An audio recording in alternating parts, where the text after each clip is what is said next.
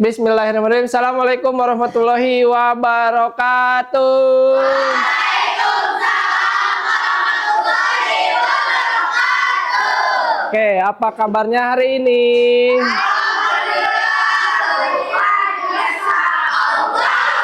Oke, alhamdulillah. Oke, masih semangat untuk pembelajaran hari ini? Oke, ya, masih semangat. Sebelum kita masuk ke pembelajaran, oke, silakan dipimpin berdoa dulu. Atar, silakan dipimpin berdoa. Duduk siap. Siap. Sudah mati mulai.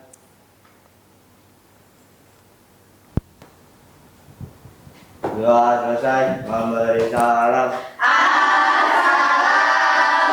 Assalamualaikum warahmatullahi wabarakatuh. Waalaikumsalam warahmatullahi wabarakatuh. Oke, ini dengan kelas Intravena. Hari ini siapa yang tidak masuk? Afrizal sama Eva. Kenapa? Sakit. Oke, kita doakan ya untuk yang sakit, semoga lekas sehat sembuh sehingga bisa belajar bersama lagi. Oke, sebelum masuk ke pembelajaran kita ada ice breaking dulu. Kalian punya ice breaking? Punya. Oke, bisa ditunjukkan kepada saya? Bisa. Oke, apa yang harus saya lakukan? Bapak tinggal bilang tepuk IP. Oke, bisa dimulai ya? Bisa. Oke, siap. Tepuk intravena. Intravena, intravena, intravena. Intravena, intravena, intravena. Saling jaga, saling sayang, saling kompak, saling support. Mari kita saling menolong. Intravena, solid. Oke, tepuk tangan buat kalian. Luar biasa, harus tetap solid. Oke ya. Hari ini Bapak akan memperkenalkan tentang mata pelajaran coding dan kecerdasan artifisial. Ya, apa itu coding, apa itu kecerdasan artifisial? Kalau kecerdasan artifisial apa bahasa kerennya? Iya, AI, betul ya. Nah, kita akan ngelihat bagaimana pengaplikasian dan kolaborasi perangkat. Nah, nanti kalian di sekolah juga harus bisa berkolaborasi dengan kecerdasan artifisial ya. Saya yakin kalian sudah menggunakannya. Nah, ya. Ada misalnya Chat GPT. Ada lagi apa? Gemini. Ada lagi apa? Udah lebih tahu ternyata ya. Oke ya. Nah, kita akan mempelajarinya. Ya, tujuannya ini nanti kalian paham dan mampu mengaplikasikan. Nah, mengaplikasikan sudah ya. Paham juga sudah tahu ternyata ya. Nanti kalian juga harus mampu menentukan perangkat AI atau kecerdasan artifisial untuk berkolaborasi. Ya, kalian pasti lebih pintar dan sudah menggunakan tadi ya. Kalian berkolaborasi menggunakan ChatGPT, Gemini, atau apalagi tadi? Cici ya. Oke. Selanjutnya, nah nanti ke depannya gitu ya. Nanti ke depannya teknologi itu kan semakin berkembang, canggih, semakin maju ya. Banyak menggunakan kecerdasan artifisial ya. Atau AI. Nah, ini nanti ada karir-karir yang banyak menggunakan KA ya. Kalau sekarang kita bilangnya KA bukan AI lah ya. Jadi dalam bahasa Indonesianya kita bilangnya KA ya. KA itu AI ya. Nanti perangkat kolaborasi KA dengan kita itu apa aja. Nah ya, sama pengoperasiannya. Nah, untuk itu ada pertanyaan, kecerdasan artifisial itu apa? Robot. Selain robot? Selain robot ya, robot aja itu. Ya. Jadi robot semua. Ya, apa itu kecerdasan artifisial? Nah, ini definisinya ya. Menurut John McCartney, AI adalah ilmu dan rekayasa untuk membuat mesin cerdas, terutama program komputer cerdas. Coba sekarang kalian tanyakan ke ChatGPT, apa yang dia tidak tahu? Tahu semua? Kok bisa begitu? Ya, ada yang nggak tahu. Nah, kenapa dia bisa tidak tahu? Nanti kita akan cari tahu di sini, ya. Tapi rata-rata dia banyak sekali taunya, ya, daripada yang tidak tahu. Oke, kalau menurut Elaine Rich, pakar AI, ini ada pakarnya ya, dia menulis buku Artificial Intelligence, studi tentang bagaimana membuat komputer melakukan hal-hal yang saat ini dapat dilakukan lebih baik oleh manusia. Yakin nggak bisa lebih baik dari manusia? Ada beberapa hal, contoh mobil dengan kecepatan tinggi, set. Kalian bisa mengukur nggak kecepatannya? Set.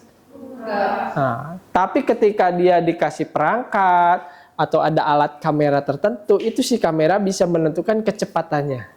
Berapa kecepatan mobil tersebut. Tapi kalau manusia susah, ya. Nah, kalau mereka dengan melihat kecepatannya set, nah itu jadi keluar kecepatannya segini. Makanya di tol ada tuh, ya, kalau ngelihat di tol, hati-hati kecepatan Anda bukan di atas, apa, dipantau. Nah, ya, jadi bisa tuh. Kalau menurut IBM, nah, AI memanfaatkan komputer dan mesin untuk meniru kemampuan pemecahan masalah dan pengambilan keputusan manusia. Jadi mereka itu menciptakan kecerdasan buatan ini, bagaimana caranya pengambilan keputusan ataupun ini kecerdasannya bisa melebihi manusia. Keren ya? Kalah dong manusia. Nanti diganti semua dong manusia. Jadi robot semua. Nah, ya. Seiring berjalannya waktu, nah pengertiannya menjadi, kan tadinya dari kata kecerdasan ya, nah, benar-benar cerdas. Namun pada prakteknya KA mengacu pada sistem yang memungkinkan komputer belajar dari data, mengenal pola, serta membuat prediksi atau keputusan secara mandiri. Komputernya juga belajarnya dari siapa? Dari manusia yang memasukkan data. Kenapa mereka pinter? Kenapa mereka serba tahu? Karena manusia memasukkan banyak sekali datanya. Kenapa tidak tahu? Data itu belum kemasukan. Nah, ketika dia tidak tahu, nanti akan ngasih sinyal ke yang membuatnya bahwa yang ini belum masuk. Nanti akan dimasukkan nanti. Ya, makanya semakin ada update kayak gitu kan suka ada. Sekarang tuh misalnya ChatGPT berapa, 5, ada Pro-nya. Nah ya, nah itu dia akan semakin pintar. Jadi datanya ditambah terus. Yang nggak tahu ngasih sinyal, oh ini belum ada nih, ditambahin lagi datanya. Nah ya, makanya semakin tahu. Mengenal pola, ini mengenal pola tuh kayak gini. Shopee. Kalau kalian pencet Shopee tuh kadang-kadang Shopee-nya udah tahu ini mau beli apa nih dia. Kamunya itu udah tahu nih beli apa ya? Karena pola pembelian kamunya itu sudah tercatat di dia. Beli ini. Jadi tahu. Ya. Kalau misalnya kita mau buka Google, kita baru ketik apa, kok si Google sudah tahu ya? Oh ya, kayak gitu ya. Nah, itu namanya dia sudah mengenal pola.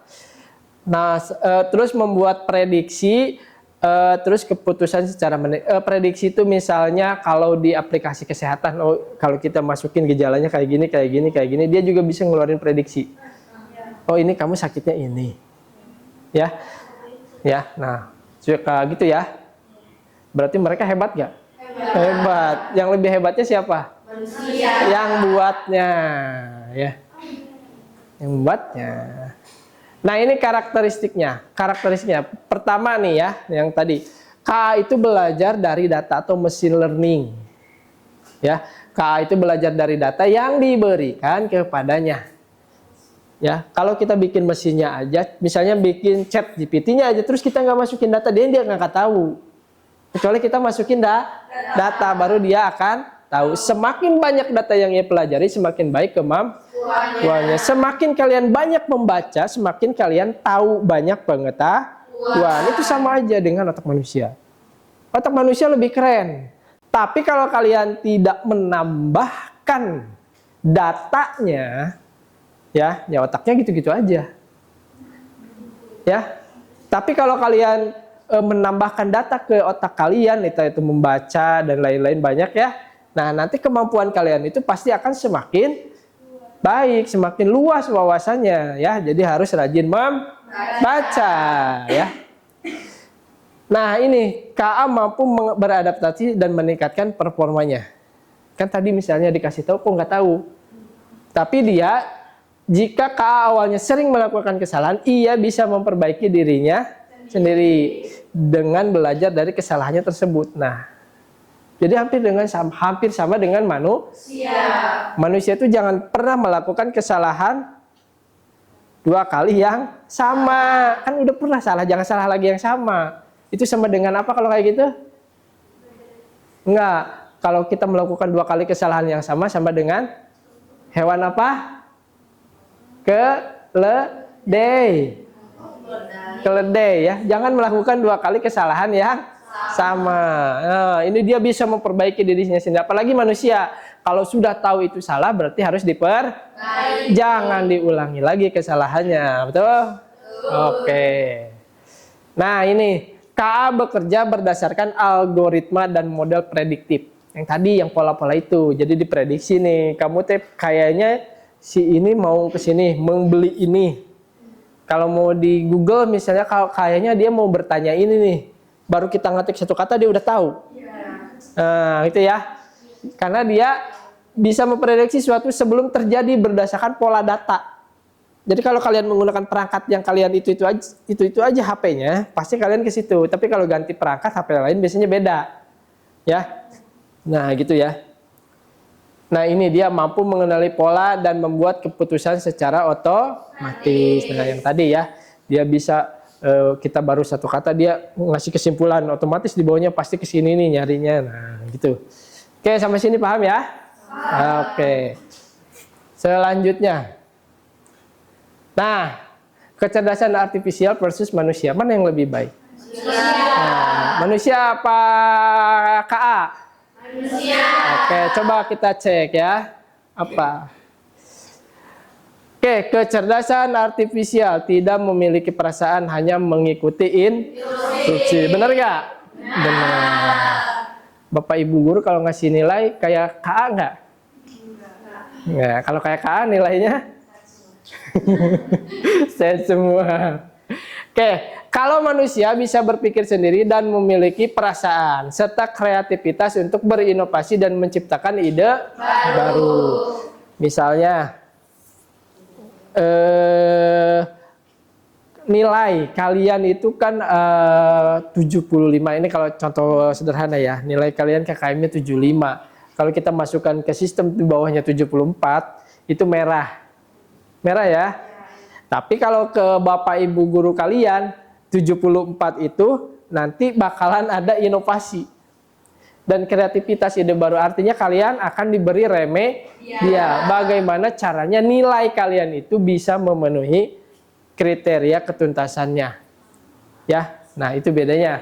Selanjutnya, belajar dari data dan program yang diberikan ya. Yang tadi, misalnya kalau dia pas ditanya tidak tahu, berarti data itu belum dimasukkan. Ya, tapi dia nanti bisa memperbaiki dirinya sendiri yang tadi. Ya. Nah, kalau ini bisa belajar banyak hal yang berbeda dan beradaptasi dengan lingkungan melalui interaksi sosial. Kalau manusia bisanya dengan interaksi sosial. Baru dia banyak datanya, banyak wawasannya. Ya, kalau diam saja di rumah pasti beda dengan orang yang suka bepergian wawasannya. Cuman sekarang ada HP. Di rumah aja wawasannya bisa sangat luas kalau HP-nya digunakan untuk mencari data-data baru, menambah data baru, ya. Misalnya mencari berita, mencari informasi dari seluruh dunia sekarang kan mudah, ya. Nah, itu. Nah, yang tadi ini kalau kecerdasan artifisial hanya memahami hal yang ada di dalam datanya. Yang tadi yang nggak tahu ya udah nggak tahu. Ya.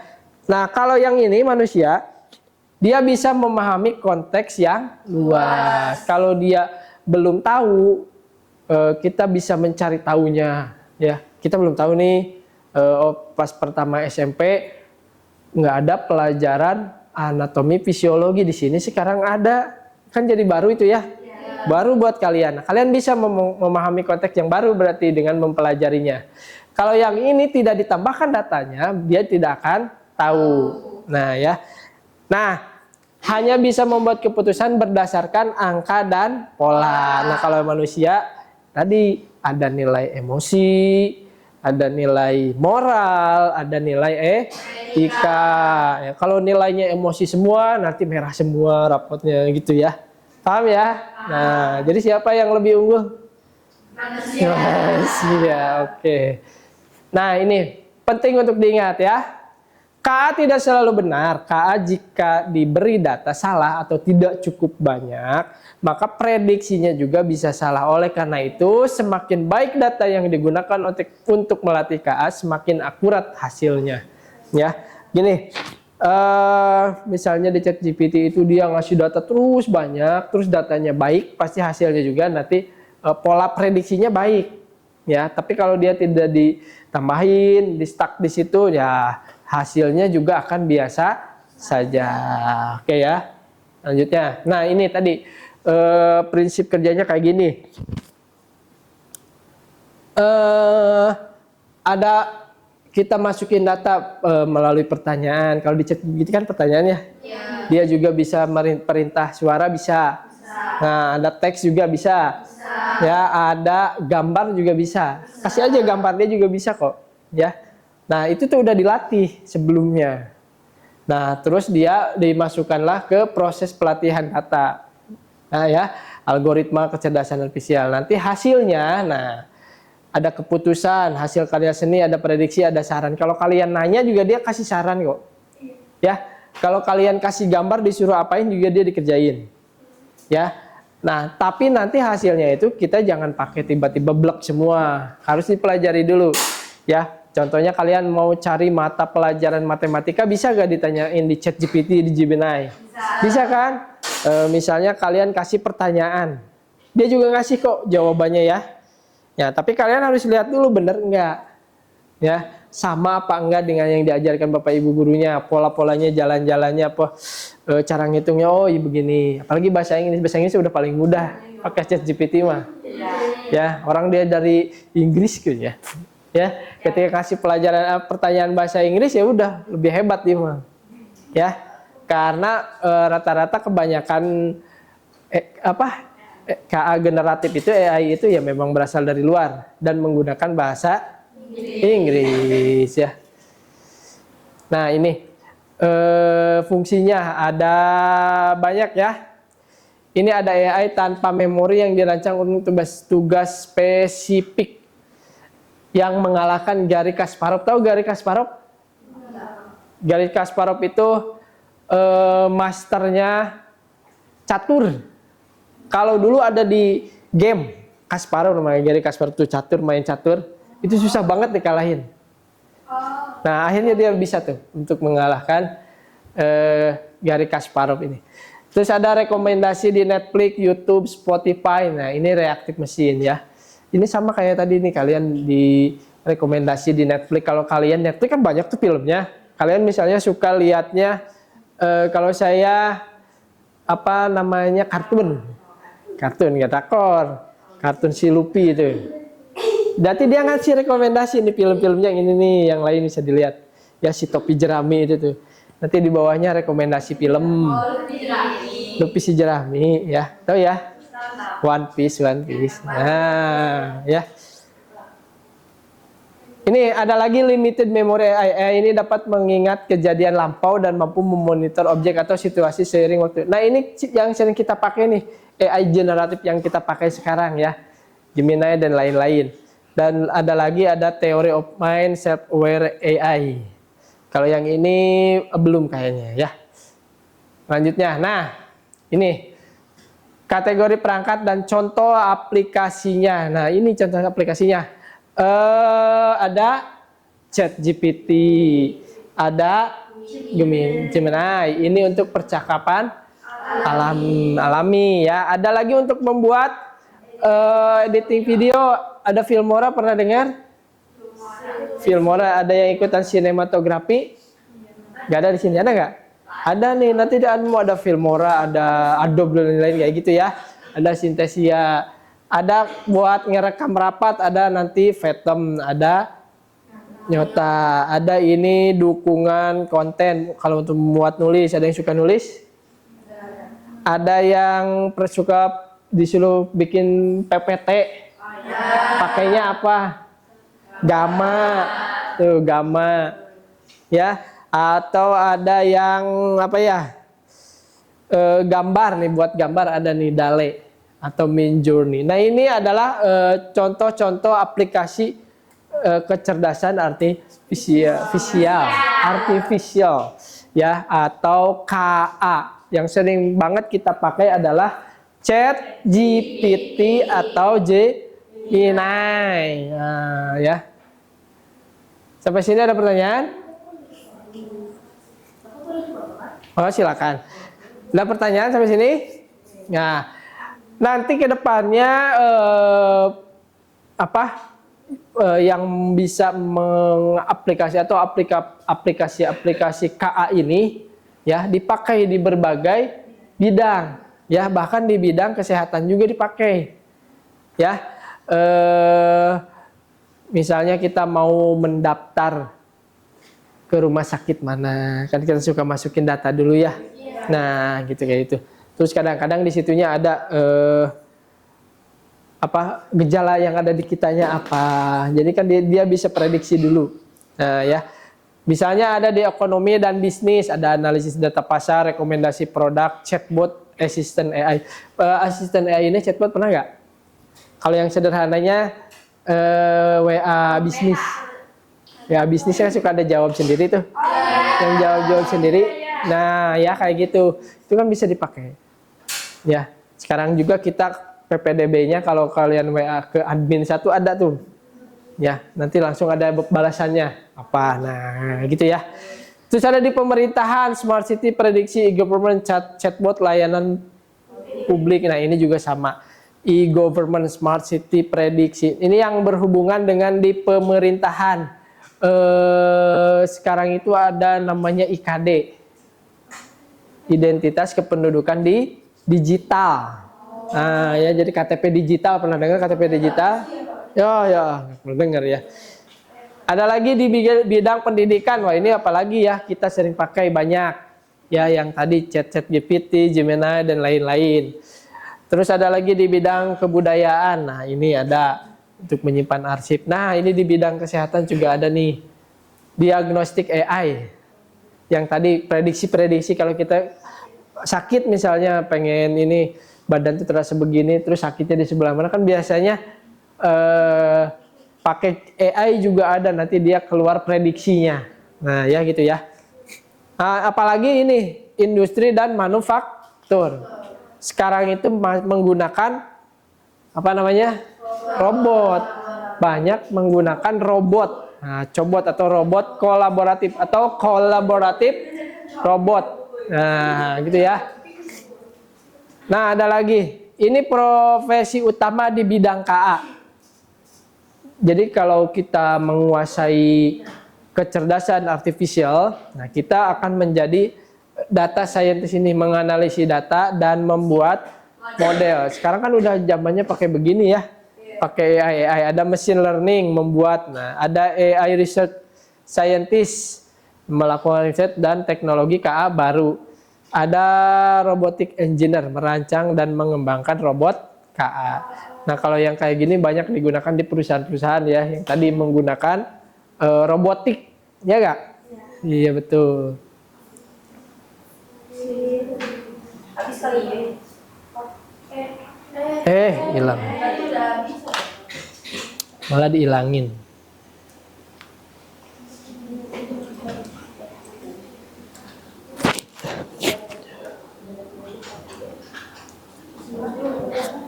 Selanjutnya, nah ini kolaborasi ya, kolaborasi kita ya, kolaborasi kalian sudah pasti itu ya menggunakan ChatGPT dan Gemini dalam pembelajaran. Ada apalagi yang sering kalian gunakan selain tadi apa? Cici itu apa? Sama. Oh, Cici. Terus ada Meta AI yang ada di WA ya itu ya. Nah. Kolaborasinya bisa dalam desain kreatif, menghasilkan visualisasi manusia, mempercepat proses desain. Kalian kan bisa misalnya kasih prompt itu perintah ya, perintah di AI-nya membuat gambar, dia pasti akan ngeluarin gambar. Nah itu hebat ya, kalau kita menggambar sendiri kan lama, tapi kita dengan memberikan prompt. Terus promptnya kita bisa misalnya kurang, kita tambahin lagi promptnya, kita perbaiki lagi untuk menghasilkan gambar-gambar kreatif. Ya itu bisa. Terus ada penelitian dan analisis data. Ini kalau data-data gini, contohnya di perbankan. Ya perbankan kan banyak nih nasabah ya, jadi masuk data uang gitu kan. Uangnya ada nggak? Nggak ada, itu catatannya doang, tapi hebat ya. Data-datanya, uangnya sebenarnya ada, cuman kalau suruh diambil saat itu ya nggak ada mungkin. Terus ada penyuntingan tulisan. Nah ini nih, kalau ini mah di Word juga ada biasanya yang sederhana ya. Kalau ada yang salah nulis, apalagi teksnya bahasa Inggris, dia akan merah di bawahnya. Nah itu kan suruh dibenerin, merah tuh di bawahnya nih kayak gini. KA memeriksa tata bahasa, manusia memastikan maknanya yang tepat, gitu ya. Karena kalau untuk makna mah tetap ada di manusia. Tapi kalau tata bahasa mah bisa sama kayak AI-nya. Ini nulisnya jangan begini. Misalnya tiger eats grass. Itu kalau secara tata bahasa bener gak? Tiger eats grass. Secara tata bahasa. Tata bahasanya. Tiger itu apa? Eats grass. Kalau secara tata bahasa benar gak? Benar. Yang salahnya makna. Nah, memastikan makna mah ada di manusia. Ya, nih manusia memastikan makna yang tepat. Itu grammarnya benar, nggak ada yang salah. Cuman maknanya jadi aneh karena harimau makan apa? Makan rumput ya. Ada lagi pemrograman, KA menulis kode, manusia melakukan validasi dan optimasi. Ya, nah ini nanti ada di pemrograman, nanti insya Allah di hari Senin nanti kita lanjut ya. Ada yang keduanya. Ada lagi di mitigasi perubahan iklim. Nah ini sama. Ada resep manusia. Nih KA menginovasi resep manusia nih, menguji dan menyempurnakan. Jadi resep itu bisa dia yang bikin, tapi tetap kan rasa dia nggak tahu. Ya enggak? Nah disempurnakannya nanti sama manusia. Ini juga sama nih, tata kecantikan. Manusia memberikan sentuhan artistiknya. Ini kolaborasi berarti ya mereka, tapi tetap yang finalisasinya adalah manusia. Nah ini juga sama nih, KA mendesain kendaraan otonom. Tahu kendaraan otonom? Yang bisa nyetir sendiri.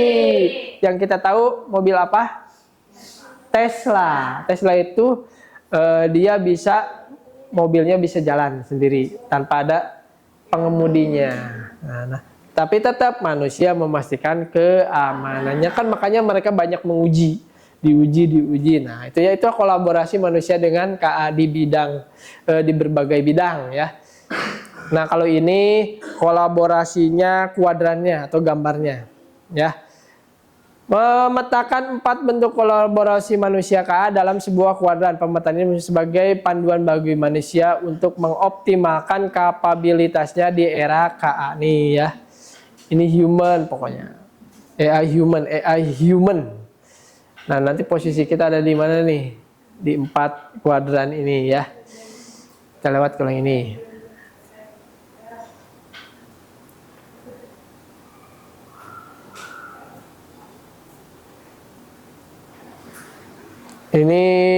Nah ini mengatasi tantangan implementasi KA. Oke, halusinasi data nih. KA menghasilkan informasi tidak akurat. Validasi oleh manusia diperlukan untuk implementasi protokol validasi data yang ketat. Yang tadi, misalnya kita masukin pertanyaan, ya jawabannya itu jangan kita ambil langsung blok semua. Tetap kita harus harus kita validasi datanya. Ini benar nggak, sesuai nggak ya? Jadi jangan semuanya diambil. Ini lagi ada bias algoritma. Kalau ini nanti untuk hitungan-hitungan biasanya ya. Ada lagi mengurangi kemampuan analisis kritis, pelatihan menjaga kemampuan analisis kritis bagi peran KA dan mesin. Nah ini, ketika kalian sering menggunakan KA ya, jangan lupa kalian juga harus sering banyak membaca ya. Karena kalau kita ketergantungan, terus kita langsung pakai, tidak dipelajari terlebih dahulu ya. Jadi kalian analisis kritisnya kurang ya, jadi harus diimbangin. Tetap boleh menggunakan KA, boleh, sangat boleh, karena sekarang sudah zamannya KA, tapi kita juga harus kritis ya, harus membacanya. Jadi jangan ketika kita ngasih perintah di KA kita ambil semua, ngasih perintah di KA ambil semua, jangan dibaca terlebih dahulu. Nah ya. Nah ini ada lagi studi kasus yang dulu zamannya COVID. Kalian kelas berapa zaman COVID? SD? Masya Allah nih ya. Moderna sudah menggunakan KA untuk Moderna itu salah satu vaksinnya ya. Dia sudah menggunakan KA untuk ininya, mRNA-nya nih, mengadopsi pendekatan. Wah hebat ya berarti dari zaman dulu. Oke. Kelas masa depan bukan tentang mengganti guru dengan KA, melainkan menguatkan guru dengan KA. Ini juga sama kalian. Kalian itu kedepannya harus bisa berkolaborasi dengan KA. Ya, kolaborasi itu nanti akan menciptakan produk yang hebat.